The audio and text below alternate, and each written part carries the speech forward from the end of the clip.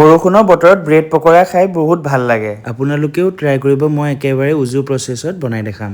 Boil আলু অলপ ভালকৈ স্মেছ কৰি লৈছোঁ লাম্পছ নথকাকে। 2 চামুচ তেলত জিৰা, পিঁয়াজ, কেঁচা জলকীয়া দি ভালকৈ ছটে কৰি ল'লোঁ। পিঁয়াজখিনি ট্ৰেন্সপাৰেণ্ট হোৱাৰ পিছত মছলা যেনে ধনিয়া, জিৰা, কাশ্মীৰী, গৰম মছলা দি ভালকৈ ভাজি ল'ব লাগিব। স্মেছ কৰা আলুখিনি দি দিলোঁ। আলুখিনি ফচফচীয়া হোৱাকৈ ভাজিব, তেতিয়া ষ্টাফিংটো পাৰফেক্ট হয়। কোটিঙৰ কাৰণে লৈছোঁ বেচন, তাত পাউডাৰ মছলা, নিমখ, অলপ পানী দি ঘোল এটা বনাই ল'লোঁ। ভালকৈ ঘুটিব নহ'লে বেচনত লাম্পছ থাকি যায়। এতিয়া বনাই ৰখা আলুখিনি ব্ৰেডত ষ্টাফ কৰি লৈছোঁ। এতিয়া ষ্টাফ কৰা ব্ৰেডখিনি ভালকৈ বেটাৰত কোটিং কৰি, অলৰেডি কুকিং অইল গৰম হৈয়ে আছে। এতিয়া এপিচ এপিচকৈ ব্ৰেড পকৰাখিনি দি ৰঙচুৱা হোৱালৈকে ভাজিলেই হৈ যাব। এয়া আমাৰ ব্ৰেড পকৰা ৰেডি। মই কাটি আৰু টেষ্ট কৰি দেখুৱাম।